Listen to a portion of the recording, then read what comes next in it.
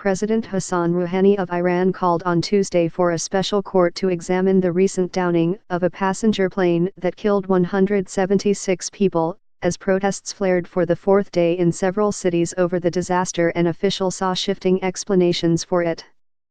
But even as the president made the announcement, the Islamic Revolutionary Guards Corps, a powerful arm of Iran's military, said it had arrested the person it identified as having filmed the video of a missile attacking the plane, which undercut the military's initial denials that Iran was responsible. The announcement was released by Iranian media outlets affiliated with the Guards. For 3 days after the crash of an Ukraine International Airlines jetliner, the military blamed mechanical failure.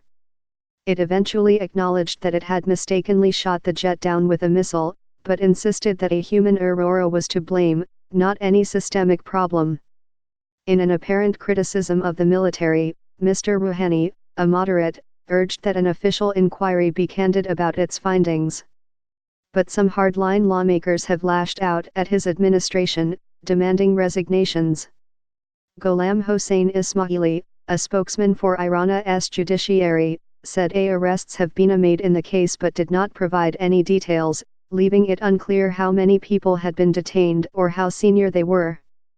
It would have been better if they had announced from the beginning that commissions are investigating, Mr. Ismaili said, in an apparent criticism of the military and the government for the initial misleading statements.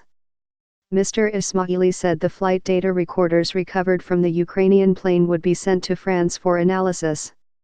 Iran's supreme leader, Ayatollah Ali Khamenei, is expected to deliver a Friday prayer sermon this week, a role he plays only at times of major crisis. The last was 8 years ago.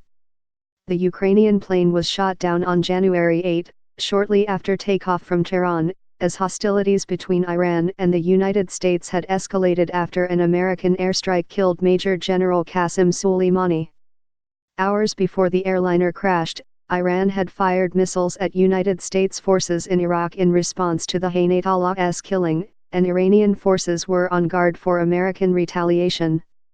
After 3 days of denying any role in the crash, Iran's military admitted that the plane had been hit by at least one of its missiles.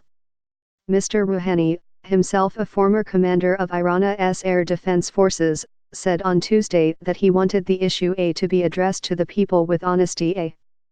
The familiarity I have with air defense issue, I say that it cannot be one person who is responsible for this, he said, according to the state news agency.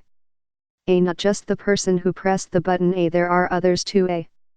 Ali Rabai, a spokesman for Mr. Rouhani, has said that the government did not lie, but initially made incorrect statements because it did not have all the relevant information in a tense, fast-changing situation.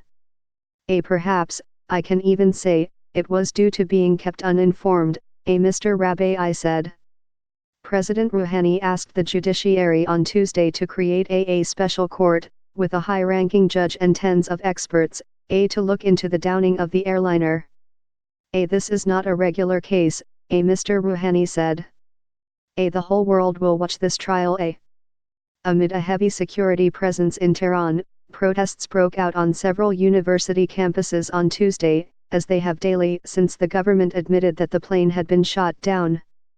At Tehran University, where Mr. Khomeini had prayed over the coffin of General Soleimani just days earlier, students chanted about the Ayatollah, our shame is our supreme leader. At Shahid Beheshti University in Tehran, students castigated officials who had misled the public about the crash while saying they were mourning the victims.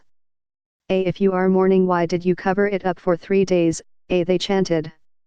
Mr. Ismaili, the judiciary spokesman, said about 30 people have been arrested over the recent days of protests. Among them was the British ambassador, Rob Maher, who was held for several hours. The British government condemned his detention as a clear violation of international law.